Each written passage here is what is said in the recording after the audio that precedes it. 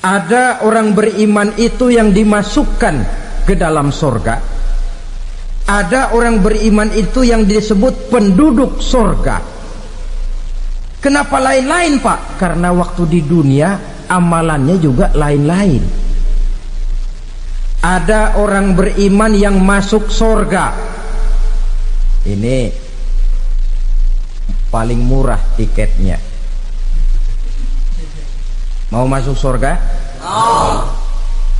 Kata Nabi begini, ma min abdin qala la ilaha illallah thumma mata ala dhalik illa dakhalal jannah. Kalau seorang hamba sudah mengucap dua kalimat syahadat, dia yakin dengan kebenaran kalimat itu sampai matinya, orang itu akan masuk surga. Abi Dzar yang waktu itu diajak bicara heran, ya Rasul kok gampang betul? Iya, walaupun orang itu mencuri, iya. Walaupun orang itu berzina, iya. Biar dia mencuri, biar dia berzina, kalau dia sudah mengucap dua kalimat syahadat, dia yakin dengan kebenaran kalimat itu sampai matinya, itu orang akan masuk surga. Jadi masuk surga cukup dua kalimat syahadat, yakin sampai mati, masuk surga.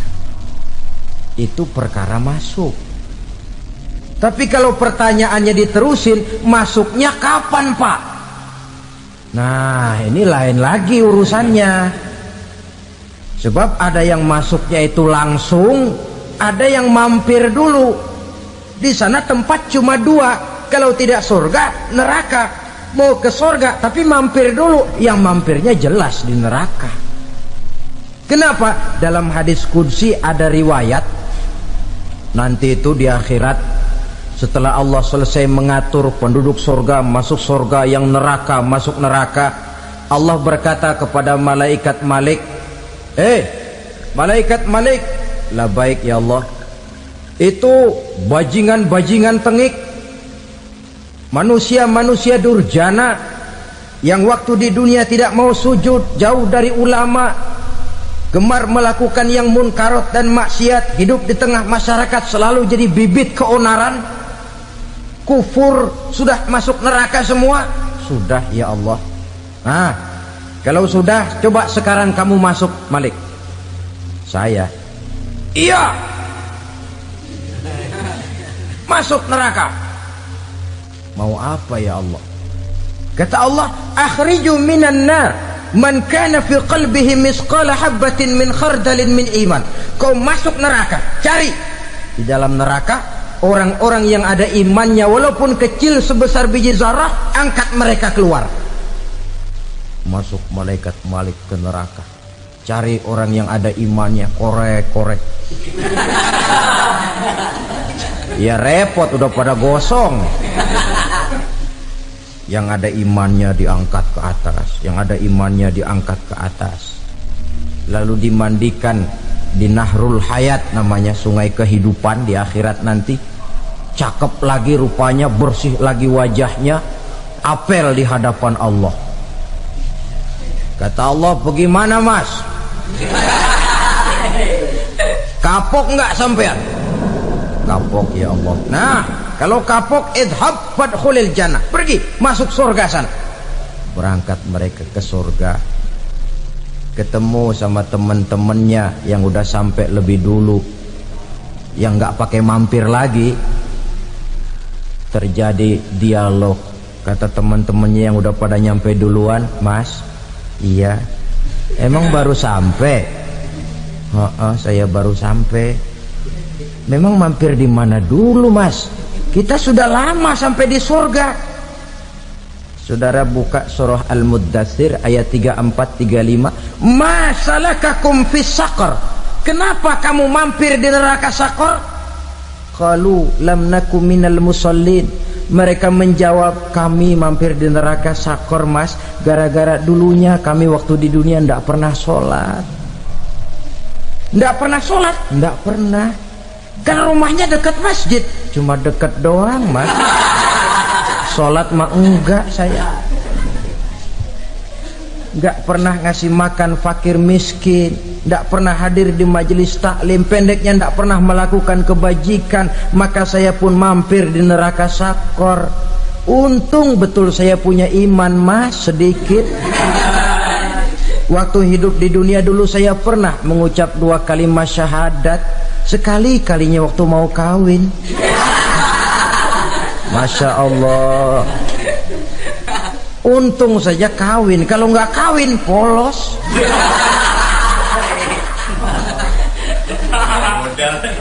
Itu juga pengulu sudah setengah mati ngajarin asyhadu alla asyaduaan asyaduaan.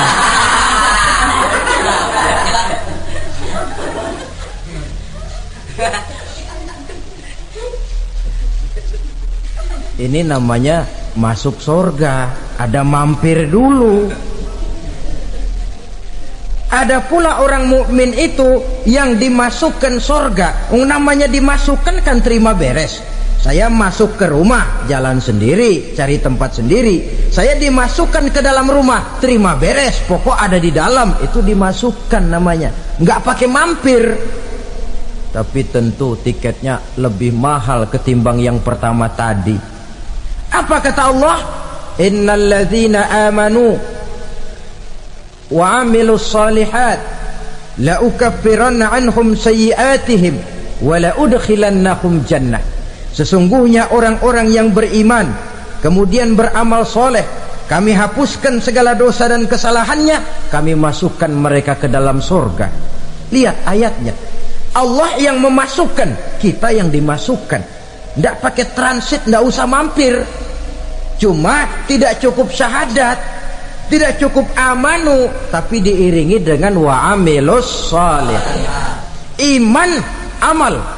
Tidak cukup syahadat, lalu dibuktikan dia sholat, dia zakat, puasa, lalu dia melakukan berbagai macam kebajikan. Ini yang menyebabkan dia tidak pakai mampir di tempat yang bernama sakor. Lalu ada pula orang mukmin itu yang disebut penduduk surga. Wah, ini sudah VIP ini. Ashabul jannah, penduduk surga. Siapa mereka? Kata Allah, innal ladzina amanu summa istaqamu fala khaufun 'alaihim wala hum yahzanun ulaika ashabul jannah hum fiha khalidun. Sesungguhnya orang-orang yang beriman lalu istiqamah, tetap dalam melaksanakan perintah Allah, tidak goyah, tidak labil tapi stabil, istiqamah, mereka tidak takut dan tidak bersedih hati. Merekalah penduduk surga. Iman, istiqamah. Tidak punya duit, sembayang. Banyak duit, sembayang. Miskin, sembayang. Kaya, tetap sembayang. Istiqamah. Kadang orang kalau susah rajin ke masjid, banyak duitnya ngelihat masjid melengos. Waktu miskin hamba Allah, setelah kaya jadi hamba harta. Bergeser, tidak ada nilai istiqomahnya. Saudara-saudara, dengan begitu penduduk neraka itu dua. Ada penduduk permanen, ada penduduk yang semi permanen. Yang semi permanen orang-orang beriman yang mempunyai dosa besar. Mereka masuk ke neraka untuk menerima azab sesuai dengan dosanya. Bila selesai masa azab itu, mereka akan diangkat untuk ditempatkan kembali ke dalam surganya Allah Subhanahu wa ta'ala. Nah, dikala itulah saudara-saudara, ada yang disebut syafaat dari Rasulullah Sallallahu Alaihi Wasallam. Tapi tentu jangan lupa, syafaat ini ibarat kain menambal dia. Kita punya kain bolong-bolong sedikit, syafaat yang menambal. Solat kita ada kurang dikit, sedekah kita ada campur riak dikit, amalan kita ada tidak karena Allah dikit, kita berharap syafaat. Jadi biarlah kain masih bolong-bolong, yang penting punya kain. Tapi kalau kainnya tidak ada, yang ditambal apanya? Solat tidak, puasa tidak, zakat tidak, berharap syafaat saja. Ya, terlalu berlebihan itu. Saudara hadirin yang saya hormati, apabila selesai proses penghisaban, proses penghitungan, maka dikala itulah manusia terbagi dalam dua kelompok besar. Fariqun fil jannah wa fariqun fis sa'ir. Sekelompok orang-orang beruntung yang masuk ke dalam surga, dan sekelompok lagi masuk ke dalam neraka. Ibu-ibu, saudara-saudara kaum muslimin rahimakumullah, pada pertemuan yang lalu sudah saya jelaskan bahwa hidup selalu berakhir dengan kematian. Apabila datang kematian menimpa seseorang, datanglah kiamat baginya. Itu yang disebut dengan kiamat kecil.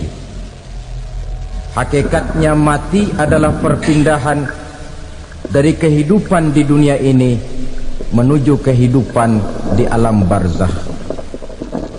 Menunggu kita di alam barzakh sampai datangnya saat kiamat.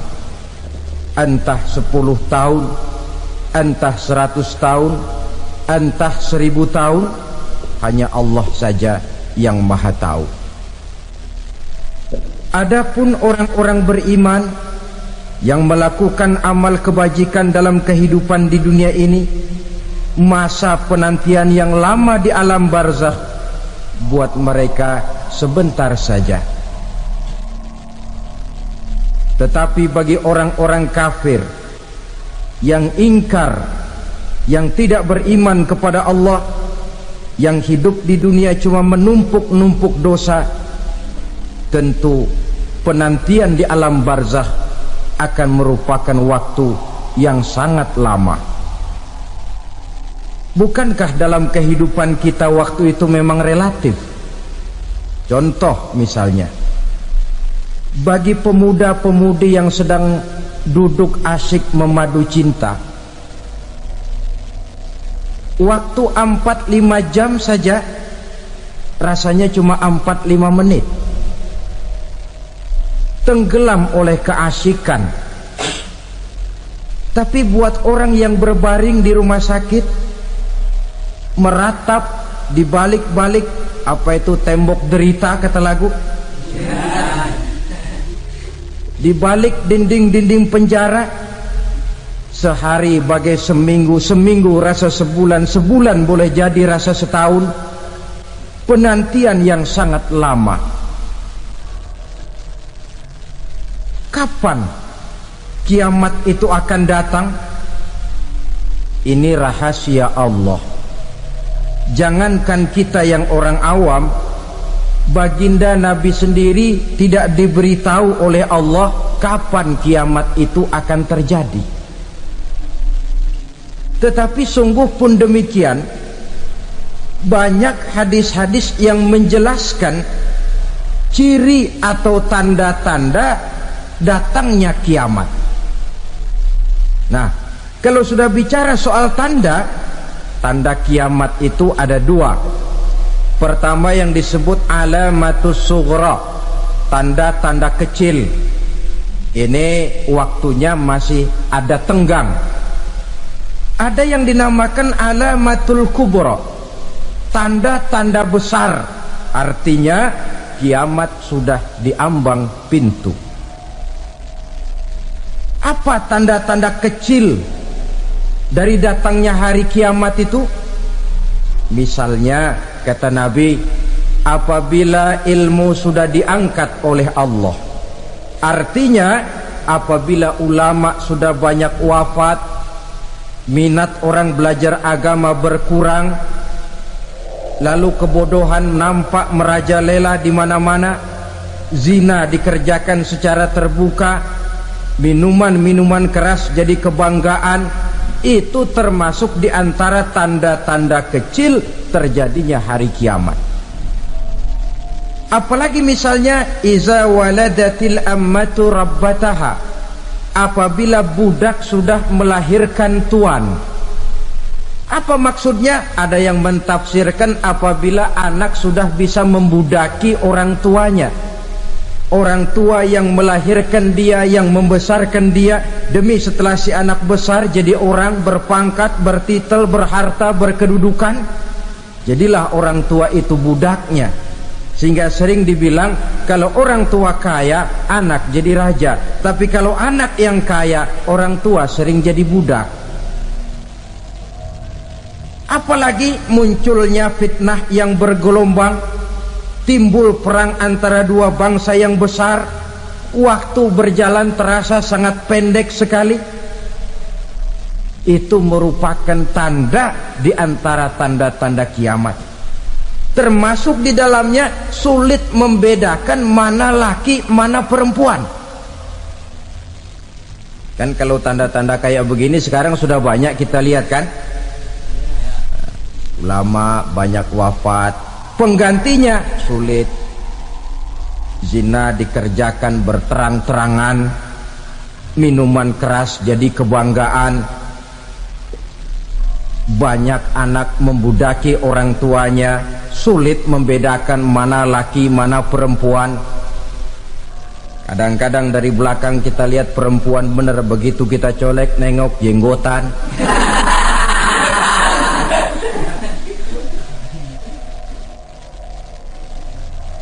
Ini termasuk tanda-tanda kecil, masih ada tenggang sampai akan terjadinya kiamat itu. Nah, yang dimaksud dengan tanda-tanda besar, ini tanda besar artinya kiamat sudah diambang pintu. Pertama, matahari terbit dari sebelah barat. Apabila matahari sudah terbit dari arah sebelah barat, tertutuplah sudah pintu taubat. Bersabda Nabi kita, la taqumus sa'atu hatta tatlu'a syamsu min maghribiha. Tidak akan datang hari kiamat sampai matahari terbit dari arah sebelah barat. Wa iza tala'at, manakala matahari telah terbit dari arah sebelah barat, wa ra'ahan nasu, manusia banyak menyaksikan itu, amanu ajma'un, mereka pun lalu beriman.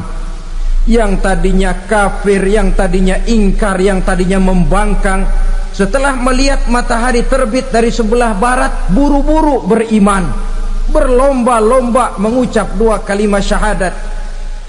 Tapi apa yang terjadi? Kata Nabi, wadzalika hina la yanfa'u nafsan imanuha lam takun amanat min qabl. Hari itu adalah hari yang iman sudah tidak berguna lagi bagi seseorang apabila sebelumnya memang dia tidak pernah beriman. Au kasabat fi imaniha khaira, atau beriman tetapi tidak pernah melakukan kebajikan di dalam keimanannya itu. Hari yang sudah kasib, hari yang sudah terlambat, beriman tidak akan ada gunanya lagi. Ini pelajaran buat kita. Sebelum sang surya terbit dari sebelah barat, sebelum nafas sampai di tenggorokan, artinya pintu taubat masih terbuka. Kalau dua hal itu sudah terwujud, nafas sudah sampai di kerongkongan atau matahari sudah terbit dari arah sebelah barat, tertutuplah sudah pintu taubat. Tak ada lagi gunanya pangkat, jabatan, harta, bahkan beriman pun dalam suasana macam itu too late, kata orang Kulon. Sudah terlambat. Matahari terbit dari arah sebelah barat, itu tanda besar, artinya kiamat sudah diambang pintu. Lalu apalagi tanda besar? Munculnya Dajjal. Dajjal artinya pendusta-pendusta yang menyesatkan manusia. Ada dua macam Dajjal, saudara. Ada Dajjal kecil, ini Dajjal kelas 3. Kalau ini sejak zaman Rasulullah sudah ada itu. Tiap zaman ada. Di zaman Rasulullah misalnya ada yang bernama Aswad al-Unsi dari Yaman. Ada yang namanya Musailamah al-Kazzab dari Yamamah. Ada yang namanya Ibnu Sayyad dari Madinah. Ini Dajjal di zaman Rasul. Musailamatul Kazzab memproklamirkan diri jadi nabi dia di zaman Rasul masih hidup. Ini Dajjal zaman Nabi. Di zaman sahabat muncul Dajjal-Dajjal. Di zaman kita sekarang ini Dajjal-Dajjal pun gentayangan. Dajjal-Dajjal kelas teri.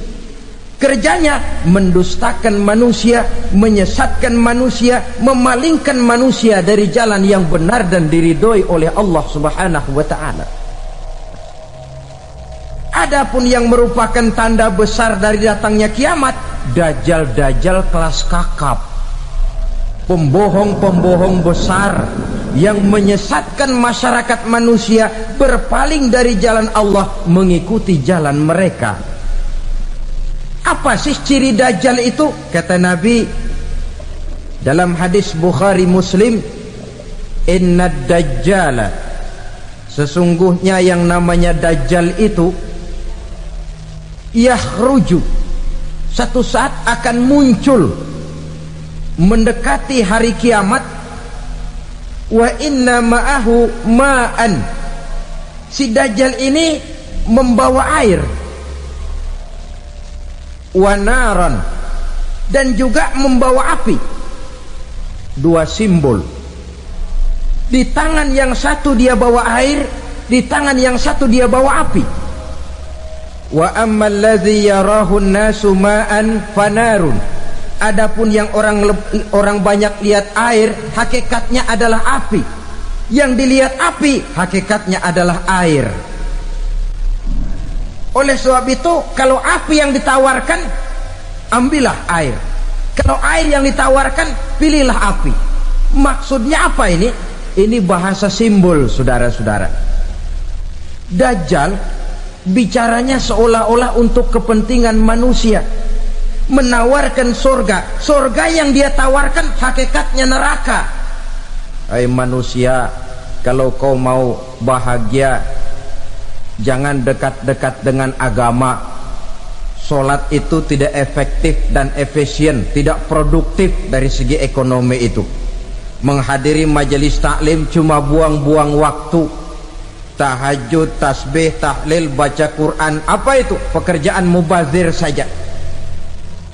Hidup ini cuma sekali, masa yang cuma sekali, manfaatkan dengan sebaik-baiknya. Mumpung, dibawanya sifat mumpung, tetapi dalam pengertian yang sangat negatif.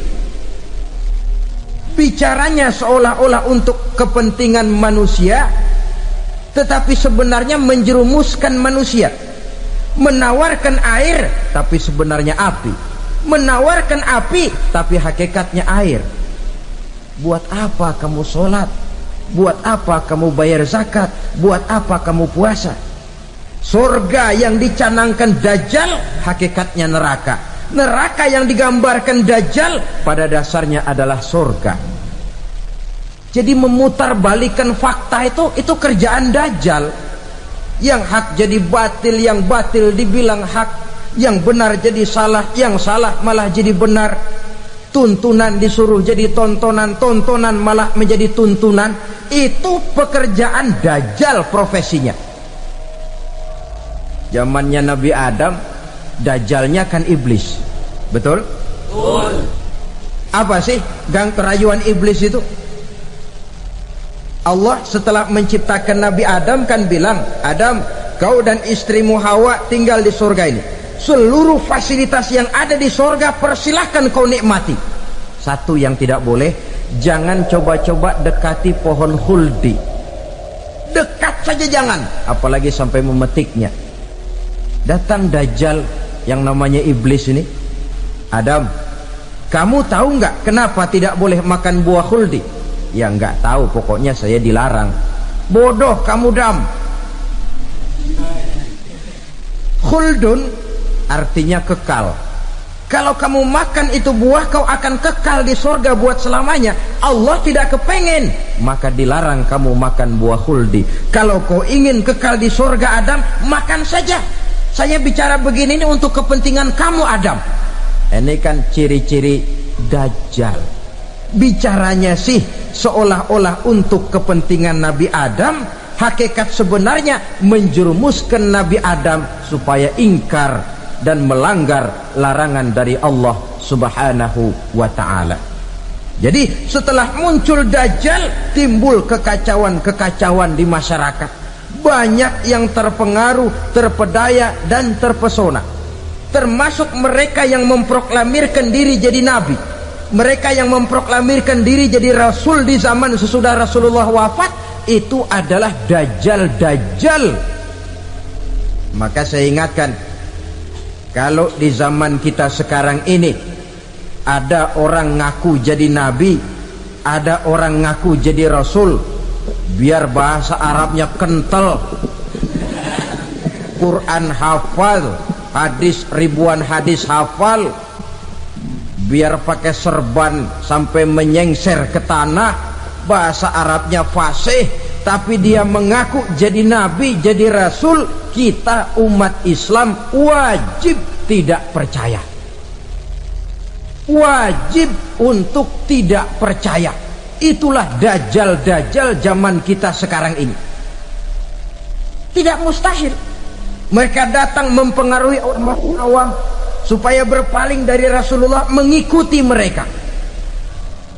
Nah, di akhir zaman nanti, mendekati hari kiamat, Dajjal ini muncul, Dajjal kelas kakap, menyesatkan masyarakat manusia untuk berpaling dari Islam, mengikuti seruan mereka.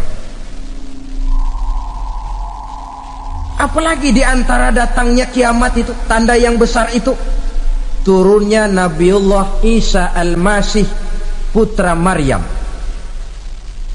Menurut berbagai hadis yang sahih, Nabi Isa Al-Masih nanti akan turun lagi, tidak membawa risalah yang baru, tapi meluruskan risalah Islam ini yang telah banyak ditinggalkan oleh masyarakat.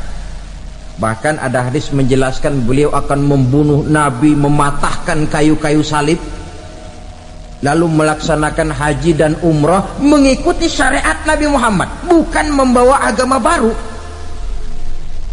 Menjadi semacam mujaddid, reformer, menyelamatkan manusia dari bisikan Dajjal. Bahkan ada riwayat yang menjelaskan bahwa Nabi Isa berhasil mengalahkan Dajjal, mengembalikan masyarakat manusia kembali kepada ajaran Islam yang datang dari Allah, dibawa oleh Rasulullah Sallallahu Alaihi Wasallam. Dengan kata lain, turunnya Nabi Isa bukan sebagai Nabi dan Rasul baru, tetapi mengikuti syariat Nabi kita Muhammad Sallallahu Alaihi Wasallam. Saudara hadirin, ibu-ibu hadirat yang saya hormati, kemudian apalagi di antara tanda-tanda besar akan datangnya kiamat itu? Keluarnya asap atau awan.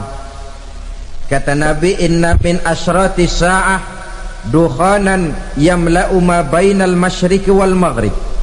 Di antara tanda-tanda kiamat, munculnya awan antara langit dan bumi. Ini pun diperkuat dalam surah Ad-Dukhan ayat 10, fartaqib yauma ta'tis sama bidukhanin mubin fayughshan nas hadza azabun alim. Bagi orang-orang yang beriman, mereka biasa-biasa saja, tapi bagi orang kufur, datangnya asap dan awan ini merupakan azab yang kelewat pedih. Barangkali sedikit mendekati gambaran tentang azab yang pedih ini, saya ingatkan alam pikiran kita kepada peristiwa yang belum lama terjadi. Pernah dengar berita bocornya reaktor nuklir di Chernobyl, Uni Soviet? Pernah dengar? Nah, bocornya reaktor nuklir di Chernobyl yang mengakibatkan ratusan, bahkan sangat mungkin ribuan nyawa. Cuma satu reaktor. Bagaimana kalau seluruh cadangan nuklir yang dimiliki oleh para negara adik kuasa ini diledakkan? Bahkan yang konon menurut catatan, cadangan nuklir yang dimiliki bersama oleh Amerika dan Rusia sekarang ini sudah sanggup memusnahkan 6 miliar manusia, 1,5 kali lebih banyak dari jumlah manusia yang nongkrong di permukaan bumi ini. Saudara-saudara hadirin yang saya hormati, lalu saat mendekati hari kiamat, apalagi tandanya? Setelah Nabi Isa wafat, pada saat turunnya yang kedua kali, lalu Allah meniupkan angin sejuk. Semua orang-orang beriman, orang-orang baik wafat, sehingga penghuni bumi ini cuma tinggal lagi terdiri dari orang-orang kafir. Tidak ada lagi di bumi ini yang bisa mengucapkan Allah.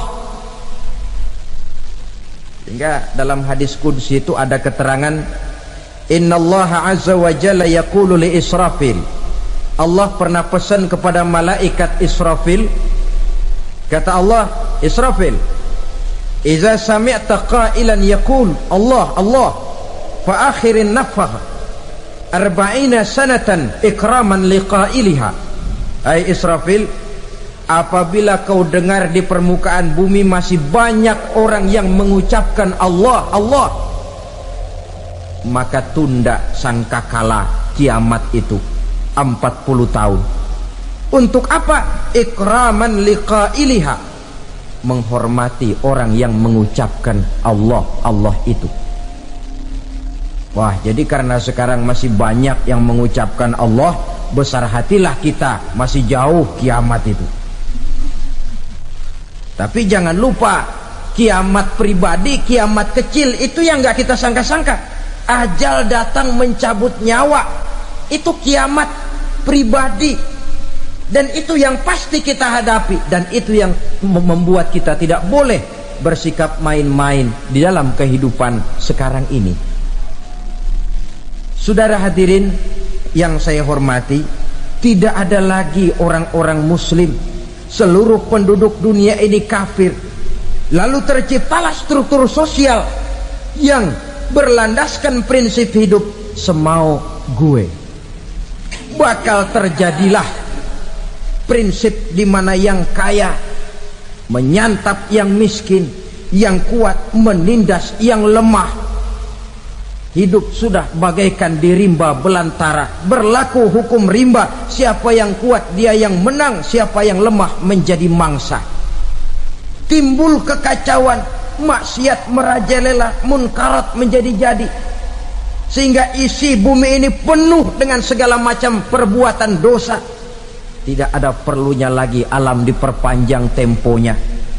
Datang saat yang sudah dijanjikan oleh Allah Azza wa Jalla, maka terjadilah yang disebut kiamat kubra, kiamat besar, kiamat ancur-ancuran. Bagaimana kejadian ini dimulai?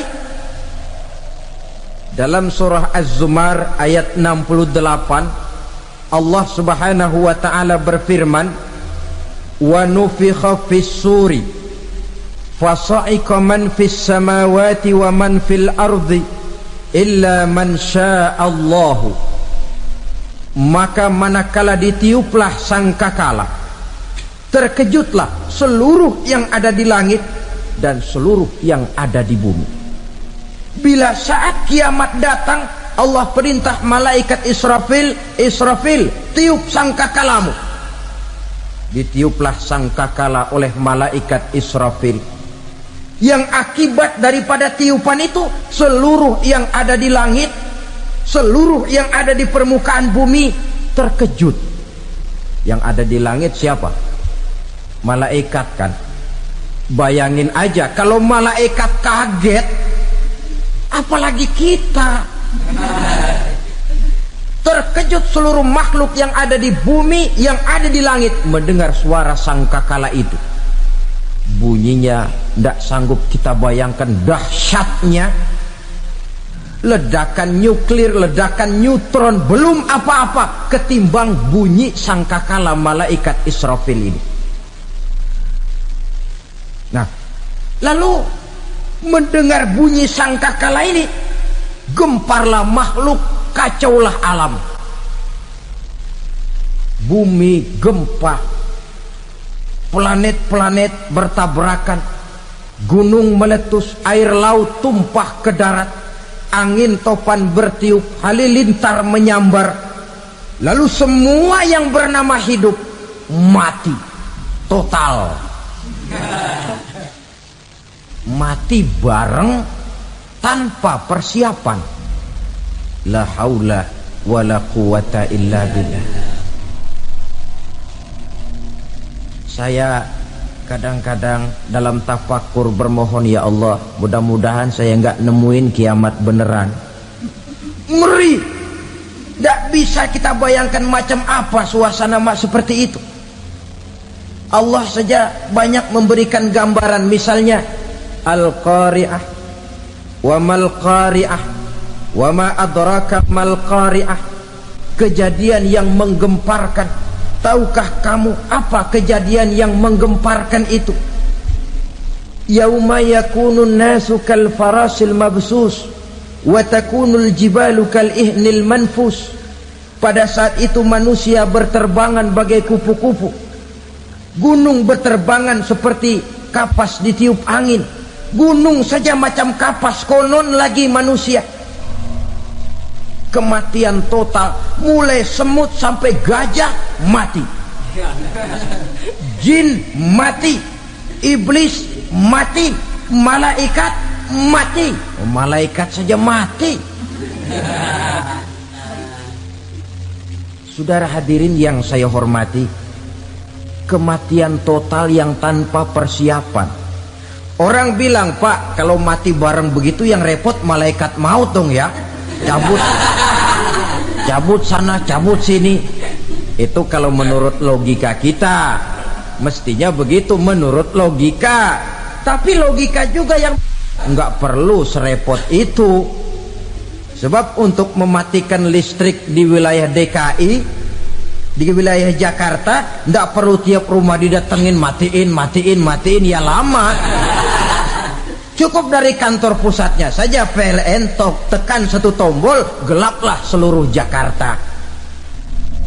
Saudara hadirin yang saya hormati, kematian total. Lalu setelah kematian total, planet-planet juga mati, dalam arti tidak bergerak dan beredar. Angin mati, dalam arti tidak bertiup. Air mati, dalam arti tidak ada riak gelombang. Pokoknya semua mati. Kullu nafsin za'iqatul maut, semua yang bernafas mati.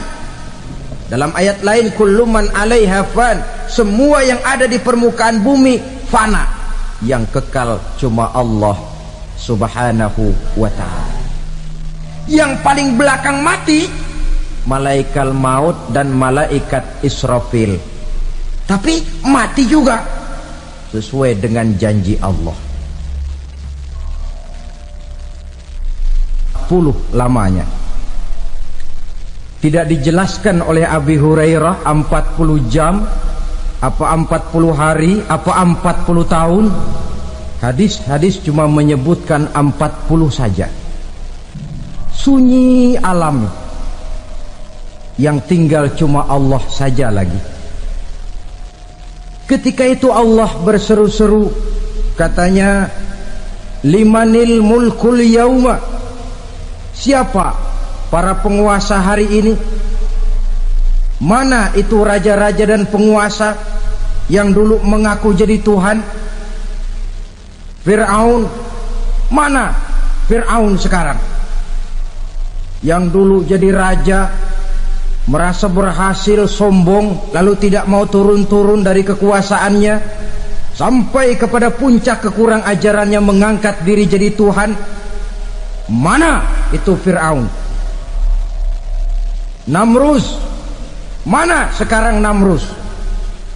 La ilaha illa ana, ternyata tidak ada Tuhan lain selain daripada aku, kata Allah.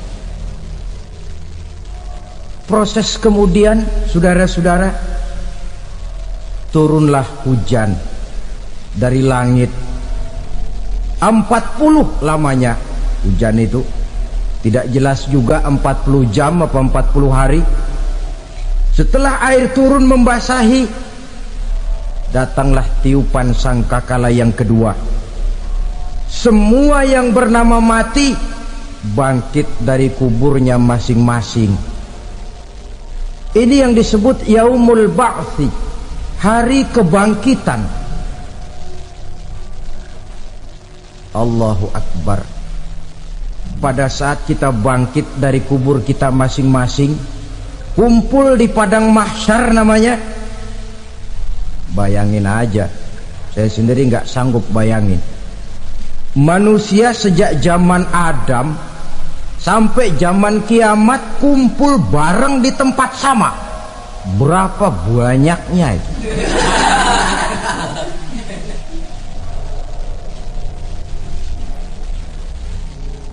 Dan yang luar biasa menurut satu riwayat, pada saat bangkit itu, Masya Allah, roman muka kita berubah, disesuaikan dengan amalan kita waktu di dunia ini. Barang siapa yang waktu di dunia amalannya itu amalan tikus, di akhirat nanti dia bangkit dari kubur, mukanya seperti muka tikus. Gagah betul badannya, tapi mukanya seperti tikus. Kenapa? Amalannya waktu di dunia seperti amalan tikus. Apa amalan tikus itu? Suka ngegeragoti barang yang sudah disimpan rapi-rapi. Orang sudah simpan uang rapi-rapi, simpan perhiasan rapi-rapi, digeragoti oleh tikus. Maling-maling, pencoleng-pencoleng, koruptor-koruptor, itu nanti di akhirat nanti kita lihat mukanya seperti muka tikus. Oh, ini waktu di dunia suka nyolong, hanya seperti muka tikus. Barang siapa yang waktu di dunia ini amalannya itu amalan macan, dia akan bangkit nanti mukanya seperti muka macan. Apa amalan macan? Macan itu amalannya menang-menangan. Orang yang mau menang saja nggak mau mengalah. Coba lihat di hutan. Kenal hutan nggak? Di hutan, raja hutan di mana-mana pasti macan. Betul kan? Betul. Padahal hutan belum pernah bikin pemilihan umum. Tapi macan tidak peduli ada pemilihan umum apa tidak, pokok saya raja. Sebab apa? Macan jadi raja itu bukan karena benar, tapi karena kuat jadi raja. Setelah dia jadi raja, rakyat hutan yang mesti dilindungi malah dimakan oleh raja macan. Kambing rakyat hutan dimakan oleh macan. Ayam rakyat hutan dimakan oleh macan. Itu nanti kita lihat di akhirat itu mukanya seperti muka macan, gagah betul. Lalu barang siapa yang di dunia ini amalannya itu seperti amalan anjing, nanti dia punya muka seperti muka anjing. Apa amalan anjing? Pertama, anjing itu kalau disuruh jaga rumah, dia tidak bisa membedakan mana maling, mana tamu. Biar yang datang maling, kalau bawa tulang, anjing kalem. Yang kedua, anjing itu akan setia kepada siapa saja yang memberinya roti. Siapa yang memberinya roti, itulah majikannya. Apa kata majikannya pasti dia laksanakan. Soal benar atau salah dia tidak peduli. Setelah anjing dapat roti, dia tidak punya pilihan lain kecuali bilang, abdi mah kumaha juragan wae ayeuna mah.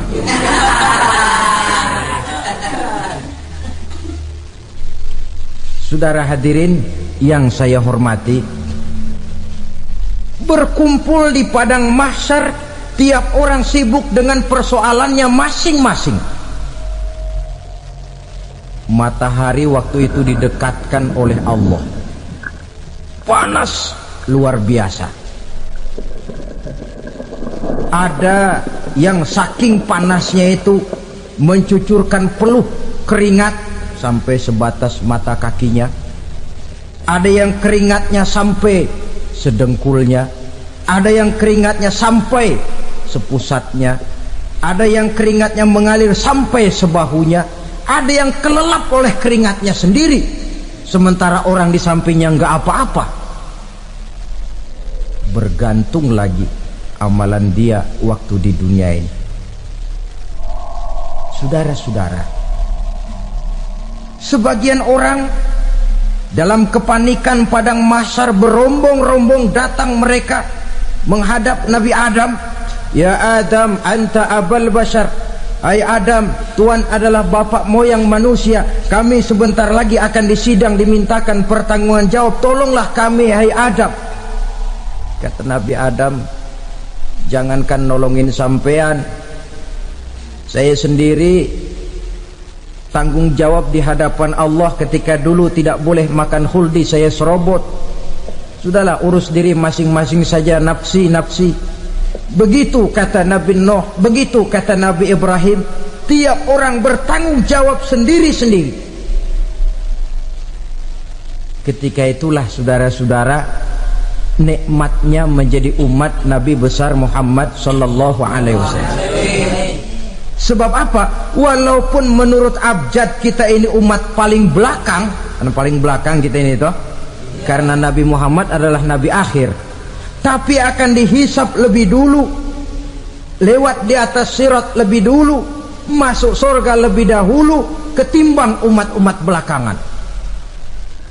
Ketika Rasul mendekati ajal, beliau tanyakan itu kepada malaikat Jibril. Malaikat Jibril berkata, Muhammad jangan khawatir, Allah sudah berjanji, inni haramtul jannata ala sairil anbiya hatta tadkhulaha anta wa haramtuha ala sairil umami hatta tadkhulaha ummatuka. Surga aku haramkan buat seluruh nabi kecuali kalau engkau Muhammad sudah masuk ke dalamnya, dan surga aku haramkan buat seluruh umat kecuali kalau umatmu Muhammad sudah masuk ke dalamnya. Logikanya, walaupun menurut abjad kita umat paling belakang, bakal dihisap paling dulu, lewat di atas sirat paling dulu, masuk surga paling dulu, kalau mampir ke neraka juga paling dulu. Ya resiko. Jangan mau enaknya aja paling dulu. Saudara hadirin yang saya hormati, setelah masa kebangkitan itu jangan dikira begitu bangkit langsung diperiksa, masih menunggu menanti ribuan tahun perhitungan padang mahsyar untuk sampai kepada proses yang disebut yaumul hisab, hari perhitungan. Seorang demi seorang bakal dipanggil. Bayangkan saja, kita se-RT saja di absen, kadang-kadang perlu waktu lama. Ini manusia sejak zaman Nabi Adam sampai datang hari kiamat, satu demi satu disidang di hadapan Qadhi Rabbul Jalil. Status sosial copot sudah waktu itu. Yang pernah jadi hartawan di situ tidak lagi kelihatan kehartawanannya. Yang pernah jadi jenderal tidak lagi dipanggil jenderalnya, yang ustadz tidak lagi dipanggil al-mukarramnya. Seluruh status sosial selesai. Dipanggillah kita seorang demi seorang menghadap Qadhi Rabbul Jalil. Bagaimana proses penghisaban itu? Pertama, proses tanya jawab. Di antaranya ada hadis menyatakan, lan tazula qadama 'abdin yaumal qiyamah hatta yus'ala an arba'i khisalin. Besok di hari kiamat tidak akan bergeser telapak kaki seorang hamba sampai dia ditanya lebih dulu tentang 4 persoalan. Tentang ilmunya, kemana ilmu itu diamalkan. Tentang umurnya, di mana umur itu dihabiskan. Tentang masa mudanya, kemana masa muda itu dipakai. Tentang hartanya, dari mana harta itu didapat dan kemana harta itu dibelanjakan. Ini termasuk proses tanya jawab. Jadi kalau istilah pengadilan dunia, nama Fulan bin Fulan. Kamu waktu di dunia diberikan umur panjang untuk apa? Pernah mengalami masa muda, kemana kau habiskan masa remajamu? Kau diamanahkan ilmu, dengan apa ilmumu kau amalkan? Kau diberikan harta, dari mana harta kau dapat, kemana kau belanjakan? Tak seorang pun yang bisa mungkir. Sebab apa? Dikala itu yang menjadi saksi bukan orang. Yang menjadi saksi adalah seluruh anggota badan kita. Tangan bicara, kaki jadi saksi terhadap seluruh amalan yang pernah kita kerjakan pada saat kehidupan di alam dunia ini. Selesai proses tanya jawab, lalu diperlihatkan buku catatan kita waktu hidup di dunia ini. Jangan lupa Allah itu menyiapkan 2 superkomputer kepada kita. Sebelah ditempelin sebelah kanan, yang sebelah tempelin di sebelah kiri. Komputer itu namanya Raqib dan Atid, 2 malaikat yang apabila baik kita lakukan, refleks saja akan menulis kebajikan kita. Jahat kita kerjakan, akan tertulis. Catatan itu nanti diperlihatkan kepada kita. Waduh, alangkah malunya pada saat diperlihatkan catatan kita, buku rapot kita merah melulu. Barangkali diperiksa sambil diomelin, brengsek lo. Buku merah melulu begini, bagaimana waktu hidup di dunia? Tidak cukup diperlihatkan buku catatan kehidupan, rekaman kehidupan. Rekaman kehidupan kita secara utuh sejak terlahir sampai ajal datang merenggut nyawa.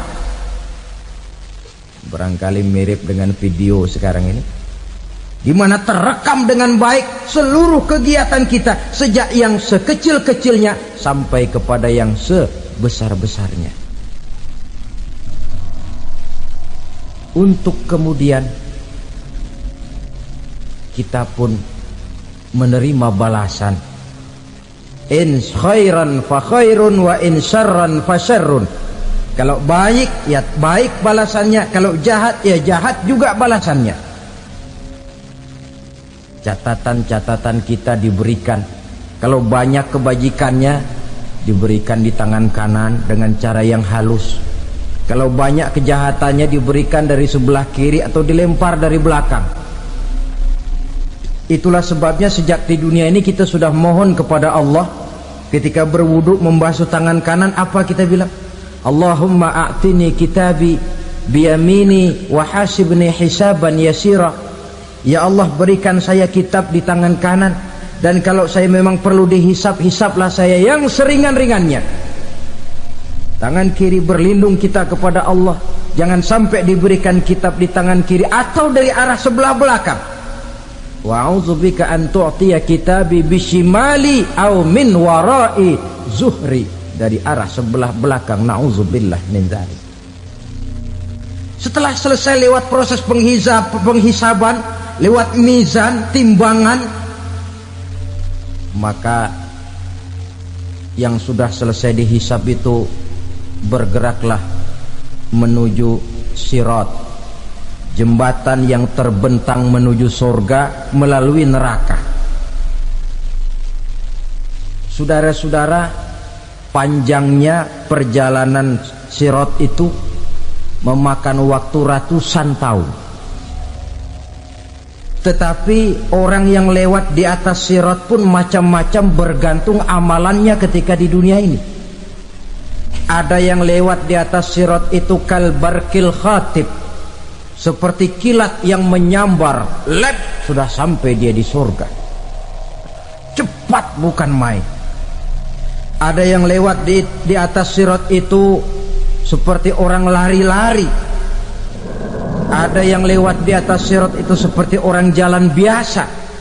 Ada yang sambil merangkak, ada yang sambil ngesor, ada yang sambil gelayutan, ada yang selamat sampai ke ujung ke surga, ada yang tergelincir jatuh masuk ke dalam neraka. bergantung amalannya dalam kehidupan di dunia sekarang ini. Tiap kita akan melewati yang namanya sirat ini. Saudara-saudara kaum muslimin yang saya hormati, dengan demikian mereka yang selamat melalui sirat sampai ke terminal akhir surga, mereka yang ketika dihisab ternyata banyak kejahatannya daripada kebaikannya, mereka singgah di dalam neraka. Nah, adapun orang-orang yang beriman menurut ayat Quran dan hadis Nabi itu nanti ada bermacam-macam. Ada orang beriman itu yang dimasukkan surga. Ada orang beriman itu yang dimasukkan ke dalam surga. Ada orang beriman itu yang disebut penduduk surga. Kenapa lain-lain, Pak? Karena waktu di dunia amalannya juga lain-lain. Ada orang beriman yang masuk surga. Ini paling murah tiketnya. Mau masuk surga? Kata Nabi begini, ma min abdin qala la ilaha illallah thumma mata ala dhalik illa dakhalal jannah. Kalau seorang hamba sudah mengucap dua kalimat syahadat, dia yakin dengan kebenaran kalimat itu sampai matinya, orang itu akan masuk surga.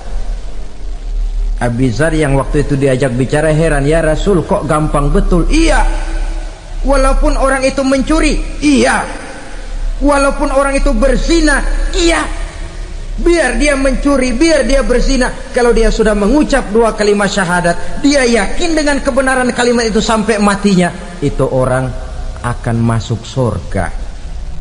Jadi masuk surga cukup dua kalimat syahadat, yakin sampai mati, masuk surga. Itu perkara masuk. Tapi kalau pertanyaannya diterusin, masuknya kapan, Pak? Nah, ini lain lagi urusannya. Sebab ada yang masuknya itu langsung, ada yang mampir dulu. Di sana tempat cuma dua, kalau tidak surga, neraka. Mau ke surga tapi mampir dulu, yang mampirnya jelas di neraka. Kenapa? Dalam hadis qudsi ada riwayat, nanti itu di akhirat, setelah Allah selesai mengatur penduduk surga masuk surga, yang neraka masuk neraka, Allah berkata kepada malaikat Malik, malaikat Malik, labaik ya Allah, itu bajingan-bajingan tengik, manusia-manusia durjana yang waktu di dunia tidak mau sujud, jauh dari ulama, gemar melakukan yang munkarat dan maksiat, hidup di tengah masyarakat selalu jadi bibit keonaran, kufur, sudah masuk neraka semua. Sudah ya Allah. Nah, kalau sudah, coba sekarang kamu masuk, Malik. Saya, iya, masuk neraka. Mau apa ya Allah? Kata Allah, akhriju minan nar man kana fi qalbihi misqala habatin min khardalin min iman. Kau masuk neraka, cari di dalam neraka orang-orang yang ada imannya walaupun kecil sebesar biji zarah, angkat mereka keluar. Masuk malaikat Malik ke neraka, cari orang yang ada imannya, korek-korek. Ya repot, udah pada gosong. Yang ada imannya diangkat ke atas, yang ada imannya diangkat ke atas, lalu dimandikan di Nahrul Hayat, namanya sungai kehidupan di akhirat nanti. Cakep lagi rupanya, bersih lagi wajahnya, apel di hadapan Allah. Kata Allah, bagaimana mas? Kapok nggak sampean? Kapok ya Allah. Nah, kalau kapok, idhab fadkhulil jannah, pergi masuk surga sana. Berangkat mereka ke surga, ketemu sama teman-temannya yang udah sampai lebih dulu, yang nggak pakai mampir lagi. Terjadi dialog, Kata teman-temannya yang udah pada nyampe duluan, Mas, iya, emang baru sampai? Saya baru sampai. Memang mampir di mana dulu, Mas? Kita sudah lama sampai di surga. Saudara buka surah Al-Muddatsir ayat 34-35. Masalakakum fis saqar? Kenapa kamu mampir di neraka Saqar? Qalu lam naku minal musallin. Mereka menjawab, kami mampir di neraka Saqar, Mas, gara-gara dulunya kami waktu di dunia tidak pernah sholat. Tidak pernah sholat? Tidak pernah. Kan rumahnya dekat masjid, cuma dekat doang, Mas. Sholat mah enggak saya. Enggak pernah ngasih makan fakir miskin, enggak pernah hadir di majelis taklim, pendeknya enggak pernah melakukan kebajikan, maka saya pun mampir di neraka Saqar. Untung betul saya punya iman, Mas, sedikit. Waktu hidup di dunia dulu saya pernah mengucap 2 kalimat syahadat, sekali-kalinya waktu mau kawin. Masya Allah. Untung saja kawin, kalau nggak kawin polos.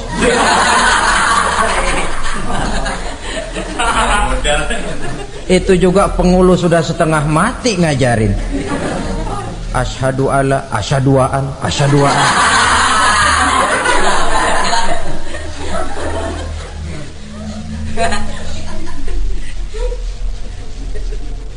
Ini namanya masuk surga, ada mampir dulu.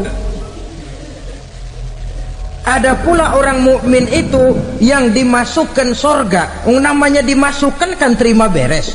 Saya masuk ke rumah, jalan sendiri, cari tempat sendiri. Saya dimasukkan ke dalam rumah, terima beres, pokok ada di dalam, itu dimasukkan namanya. Nggak pakai mampir. Tapi tentu tiketnya lebih mahal ketimbang yang pertama tadi. Apa kata Allah? Innal ladzina amanu wa amilus salihat la ukaffiranna anhum sayyi'atihim wa la udkhilannahum jannah. Sesungguhnya orang-orang yang beriman kemudian beramal soleh, kami hapuskan segala dosa dan kesalahannya, kami masukkan mereka ke dalam surga. Lihat ayatnya, Allah yang memasukkan, kita yang dimasukkan. Tidak pakai transit, tidak usah mampir. Cuma tidak cukup syahadat, tidak cukup amanu, tapi diiringi dengan wa'amilus salih. Iman, amal. Tidak cukup syahadat, lalu dibuktikan dia sholat, dia zakat, puasa, lalu dia melakukan berbagai macam kebajikan. Ini yang menyebabkan dia tidak pakai mampir di tempat yang bernama Saqar. Lalu ada pula orang mukmin itu yang disebut penduduk surga. Wah, ini sudah VIP ini. Ashabul jannah, penduduk surga. Siapa mereka? Kata Allah, innal ladzina amanu summa istaqamu fala khaufun 'alaihim wala hum yahzanun ulaika ashabul jannah hum fiha khalidun. Sesungguhnya orang-orang yang beriman lalu istiqamah, tetap dalam melaksanakan perintah Allah, tidak goyah, tidak labil tapi stabil, istiqamah, mereka tidak takut dan tidak bersedih hati. Merekalah penduduk surga. Iman, istiqamah. Tidak punya duit, sembayang. Banyak duit, sembayang. Miskin, sembayang. Kaya, tetap sembahyang, istiqomah. Kadang orang kalau susah rajin ke masjid, banyak duitnya ngelihat masjid melengos. Waktu miskin hamba Allah, setelah kaya jadi hamba harta. Bergeser, tidak ada nilai istiqomahnya. Saudara-saudara, dengan begitu penduduk neraka itu dua. Ada penduduk permanen, ada penduduk yang semi permanen. Yang semi permanen orang-orang beriman yang mempunyai dosa besar. Mereka masuk ke neraka untuk menerima azab sesuai dengan dosanya. Bila selesai masa azab itu, mereka akan diangkat untuk ditempatkan kembali ke dalam surganya Allah Subhanahu wa ta'ala. Nah, dikala itulah saudara-saudara ada yang disebut syafaat dari Rasulullah Sallallahu Alaihi Wasallam. Tapi tentu jangan lupa syafaat ini ibarat kain menambal dia. Kita punya kain bolong-bolong sedikit, syafaat yang menambal. Solat kita ada kurang dikit, sedekah kita ada campur riak dikit, amalan kita ada tidak karena Allah dikit, kita berharap syafaat. Jadi biarlah kain masih bolong-bolong, yang penting punya kain. Tapi kalau kainnya tidak ada, yang ditambal apanya? Solat tidak, puasa tidak, zakat tidak, berharap syafaat saja. Ya, terlalu berlebihan itu. Saudara hadirin yang saya hormati, apabila selesai proses penghisaban, proses penghitungan, maka dikala itulah manusia terbagi dalam dua kelompok besar. Fariqun fil jannah wa fariqun fis sa'ir. Sekelompok orang-orang beruntung yang masuk ke dalam surga, dan sekelompok lagi masuk ke dalam neraka.